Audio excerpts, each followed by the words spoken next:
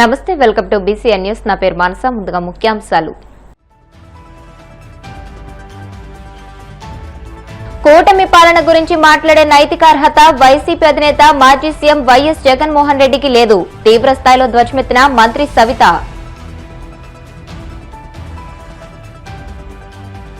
రైతులకు ప్రకృతి వైపరీత్యాలు జరిగిన నష్టం కన్నా ప్రభుత్వం చేసిన నష్టమే ఎక్కువగా ఉంది. మాజీ మంత్రి కురసాల కన్నబాబు ఆక్షేపణ. బిక్కవోలులో వైభవంగా శ్రీ కుమార సుబ్రహ్మణ్యేశ్వర స్వామివారి షష్ఠి వేడుకలు. స్వామివారిని దర్శించుకునేందుకు భారీ సంఖ్యలో బారులు తీరిన భక్తులు. తిరుచానూరు శ్రీ పద్మావతి అమ్మవారి ఆలయంలో వైభవంగా పంచమి తీర్థ ఉత్సవం. పల్లకిలో 4 మాడ వీధుల్లో విహరించి భక్తులను అనుగ్రహించిన అమ్మవారు. కూటమి పాలన గురించి మాట్లాడే నైతిక అర్హత వైసీపీ అధినేత మాజీ సీఎం వైఎస్ జగన్మోహన్ రెడ్డికి లేదని మంత్రి సవిత విమర్శించారు. 2 రోజులు ఏపీకి వచ్చి అల్లర్లు సృష్టించి తిరిగి బెంగళూరు వెళ్లి జగన్ పబ్జీ ఆడుకుంటారని ఎద్దేవా చేశారు.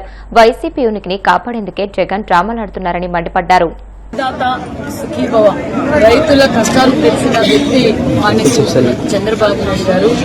మరి ఏదైతే మేము ఎన్నికల సమయంలో మాట ఇచ్చామో ఆ మాట నిలబెట్టుకున్న ప్రభుత్వం, మరి కూటమి ప్రభుత్వం చంద్రబాబు నాయుడు గారి విషయం తెలియజేస్తూ మరి అన్నదాత సుఖీభవ 2వ విడత అందరికీ అందిందా లేదా, రైతన్న కష్టాలు ఏంటి, రైతులు పంట మార్పిడి ఎలా చేయాలని ప్రతి ఇంటికి ఒక యాప్ ఓపెన్ చేసి ఆ యాప్ ద్వారా మరి ఈ పంట ఈ సమయంలో ఈ పంట పెడితే ఏ విధంగా దిగుబడి పడుతుంది, ఏ విధంగా దిగుబడి వస్తుంది, మరి ఏ విధంగా ఆ పంటను మార్కెటింగ్ చేసుకోవాలి, రైతులు మరి వాళ్ళు పడుతున్న కష్టాలు ఏంటి అన్న విషయాన్ని కూడా మేము ప్రతి ఇంటికి వెళ్లి రైతన్నులకు అవేర్నెస్ ప్రోగ్రామ్ ఒక పక్క ప్రభుత్వం తరఫున మరి డిపార్ట్మెంట్ అధికారులు మేము వెళ్లి కూడా ఈ కార్యక్రమం చేశాం. రైతులు చాలా హ్యాపీగా ఉన్నారు.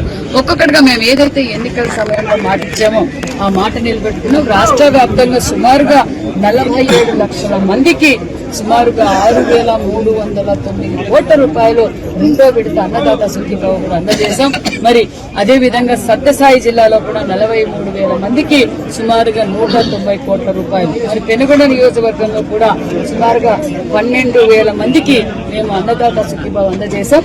అదేవిధంగా సుమారుగా 8 కోట్ల రూపాయలతో అందజేస్తూ మరి ప్రతి గ్రామంలో కూడా ఇంటింటికి వెళ్లి ఏ విధంగా జరిగింది ఏంటి అనే విషయాలు కూడా తెలుసుకుని అదేవిధంగా మరి 3వ తారీఖున గ్రామ సభలు కూడా ఏర్పాటు చేశారు. ప్రజలు కూడా చాలా హ్యాపీగా ఉన్నారు. ఒక పక్క సూపర్ 6 పథకాలు ఏదైతే మేము మాట చెప్పామో ఒక పక్క రాష్ట్ర వ్యాప్తంగా అన్నా క్యాంటీన్లో పెట్టాం.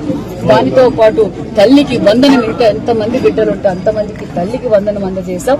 మరి అదే విధంగా దీపం 2 కింద సిలిండర్లు అందజేశాం. మరి మెగా డిఎస్సీ ఇచ్చాం. దాంతో పాటు శ్రీశక్తి పథకాన్ని ఇచ్చాం. అన్నదాత సుఖీభావ కూడా అందజేశాం. మరి దానికన్నా ముఖ్యంగా ఒక పక్క సంక్షేమ పథకాలు అందజేస్తూ సంపద సృష్టిస్తూ ఉపాధి చూపిస్తున్న ప్రభుత్వం కూటమి ప్రభుత్వం అన్న విషయాన్ని కూడా తెలియజేస్తూ మరి పెన్షన్ భారతదేశంలో ఏ రాష్ట్రంలో కూడా ఇవ్వని విధంగా 4,000 పెన్షన్, 3,000 ఉన్న పెన్షన్ 4,000 చేశాం.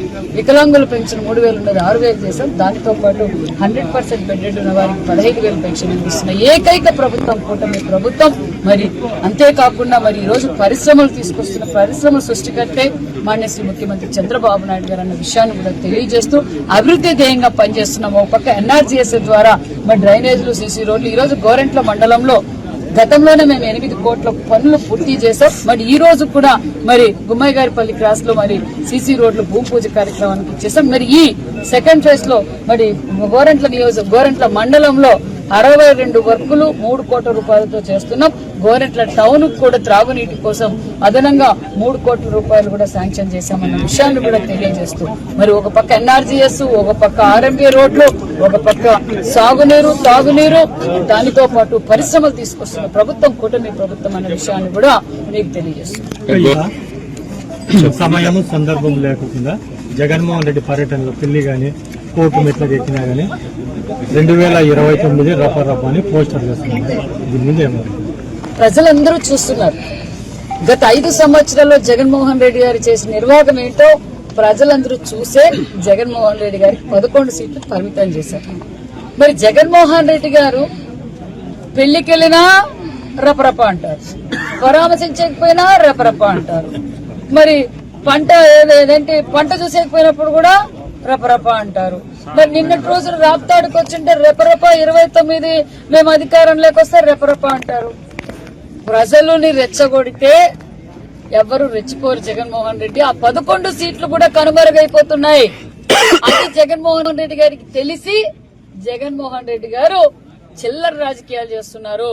18 నెలల పాలనలో రైతును నిలువున ముంచిన చంద్రబాబు ప్రభుత్వం పంచసూత్రాల పేరుతో పచ్చి అబద్దాలు చెబుతున్నారని వైసీపీ ఉత్తరాంధ్ర ప్రాంతీయ సమన్వయకర్త మాజీ మంత్రి కురసాల కన్నబాబు ఆగ్రహం వ్యక్తం చేశారు. కాకినాడలోని క్యాంపు కార్యాలయంలో ఆయన మీడియాతో మాట్లాడుతూ రైతుల కోసం ధరల స్థిరీకరణ ప్రణాళిక లేని చంద్రబాబు ప్రభుత్వానికి రైతన్న మీకోసమని తిరగడానికి సిగ్గనిపించడం లేదా అని నిలదీశారు. రాష్ట్రంలో వ్యవసాయ ఉత్పత్తులకు మార్కెటే లేదని, ఉన్నదల్లా చంద్రబాబు వ్యక్తిగత మార్కెటింగేనని చెప్పారు. రైతులకు ప్రకృతి వైపరీత్యాలు జరిగిన నష్టం కన్నా ప్రభుత్వం చేసిన నష్టమే ఎక్కువగా ఉందని ఆక్షేపించారు. రైతుల్ని మభ్యపెట్టే కార్యక్రమం చేస్తూ ఉంది. రైతుల్ని ఆదుకోవడం మానేసి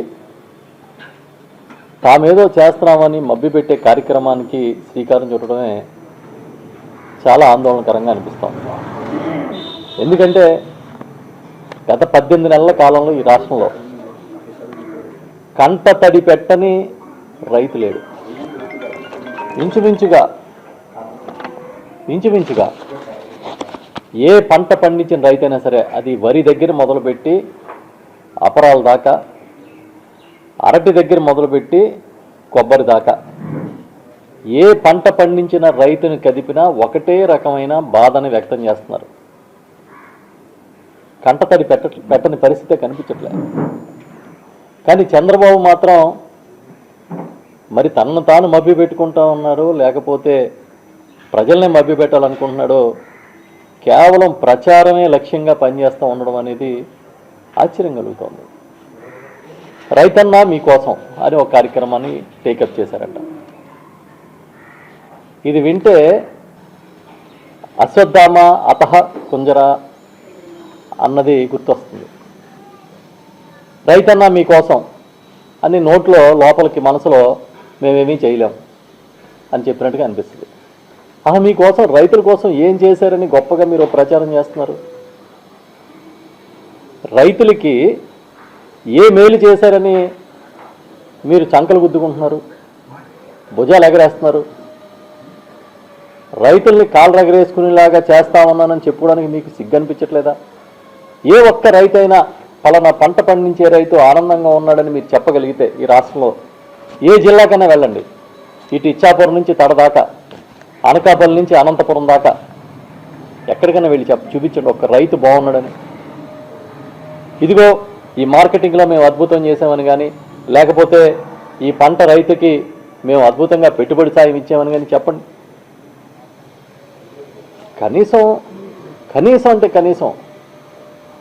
వాళ్ళ మీద దయ కానీ, ప్రేమ కానీ, కనీసం బాధ్యత కానీ లేకుండా ప్రవర్తిస్తూ రైతన్నా మీకోసమని తయారైపోయి ఇంటింటికి తిరిగితే మీరు చేయబోయేది ఏంటని అడుగుతున్నాం మేము. ఇప్పుడు పండించిన పంటకేమో దిక్కుమొక్కు లేదు. మీరు పంచసూత్రాలు ఏంటట? పంచసూత్రాలు నీటి భద్రత,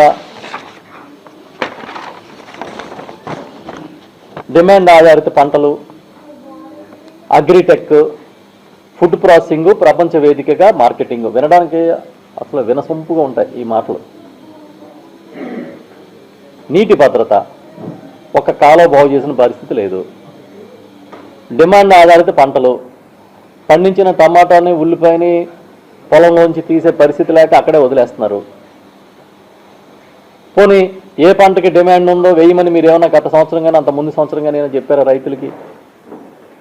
అది లేదు. అగ్రిటెక్, ఏ టెక్నాలజీని తీసుకొచ్చి మీరు అగ్రికల్చర్కి అనుసంధానం చేశారు? ఉన్న ఈ క్రాప్నే మొత్తానికి సున్నా చుట్టించేశారు. మీ దగ్గర కనీసం ఈ క్రాప్ డేటా కూడా తీయట్లేదు. ఫుడ్ ప్రాసెసింగ్ చూపించండి, ఎక్కడ జరుగుతుందో ఫుడ్ ప్రాసెసింగ్. ఇక్కడ మా కాకినాడ రూరల్లో మామిడి తాండ్ర ప్రాసెసింగ్ జరుగుతుంది. వాళ్ళని వేపించి తినేస్తున్నారు, పొల్యూషన్ అని అదని ఇదని చెప్పి. ప్రపంచ వేదికగా మార్కెటింగ్, ఇక్కడ దిక్కులేదు. మళ్ళీ ప్రపంచం వేదిక. పంచసూత్రాలు అంటే ఇవి కాదు. ఇప్పుడు జరుగుతున్న పంచసూత్రాలు ఏంటంటే రైతుకి ఆశ పెట్టి బొమ్మ చూపించడం, పబ్బం గడుపుకోవడం, దోచుకోవడం, దాచుకోవడం, మోసం చేయడం, చేతులు ఎత్తేయడం, ఇవి పంచసూత్రాలు. మీ పంచసూత్రాలు ఇవి. ఎంత బాధాకరం అంటే ఆలోచిస్తూ ఉంటే ఎంత అన్యాయంగా రైతాంగం పట్ల ఎందుకు ప్రవర్తిస్తున్నారు మీరని అర్థం కావట్లేదు. ఇవాళ పత్రికల్లోనే వచ్చిన కొన్ని వార్తల నుంచి అది ఇటు కడప జిల్లాలో, రాయలసీమలో అరటి విస్తీర్ణం చాలా ఎక్కువ ఉంది. అరటి పంటకి డిమాండ్ సడన్గా పడిపోయింది. రైతులు దిక్కుజోతున్న స్థితిలోకి వెళ్ళిపోతే ఇవాళ ఒక వార్త వచ్చింది ఒక పత్రికలో, త్వరలో ఏపీ అరటిని కొంటాం.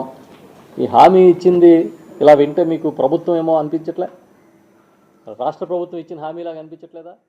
తూర్పుగోదావరి జిల్లా బిక్కవోలులోని ప్రాచీన శ్రీ గోలింగేశ్వర స్వామివారి ఆలయంలో కొలువైయున్న శ్రీ కుమార సుబ్రహ్మణ్యేశ్వర స్వామివారి షష్ఠి వేడుకలు వైభవంగా ప్రారంభమయ్యాయి. తెల్లవారుజామున తీర్థపు బిందె సేవతో ప్రారంభమైన షష్ఠి వేడుకలు 7 రోజుల పాటు జరగనున్నాయి. సుబ్రహ్మణ్య స్వామివారిని దర్శించుకునేందుకు భారీ సంఖ్యలో భక్తులు క్యూలో బారులు తీరారు. గోదావరి కాలువలో స్నానాలు ఆచరించి స్వామిని దర్శించుకోవడం ఇక్కడ ఆచారం. మహిళా భక్తులు సంతానం కొరకు నాగుల చీర ధరించి ఆలయం వెనుక నిద్ర చేశారు. దీంతో స్నానఘట్టాలన్నీ జనంతో నిండిపోయాయి. ఎలాంటి అవాంఛనీయ సంఘటనలు జరగకుండా పోలీసులు బందోబస్తు నిర్వహిస్తున్నారు. భక్తులకు ఎటువంటి అసౌకర్యం కలగకుండా ఆలయ కమిటీ సభ్యులు పటిష్ట ఏర్పాట్లు చేశారు.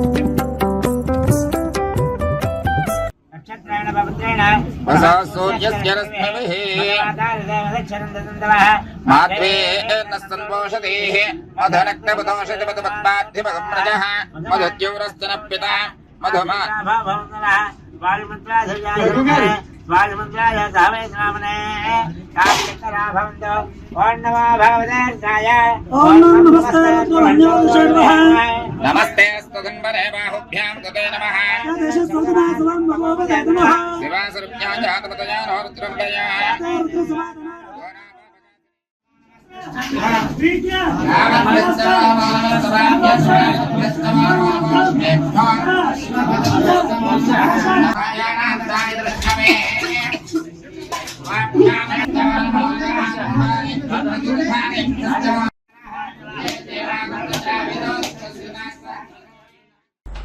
ఇప్పుడు కాసేపు ప్రకటనలు.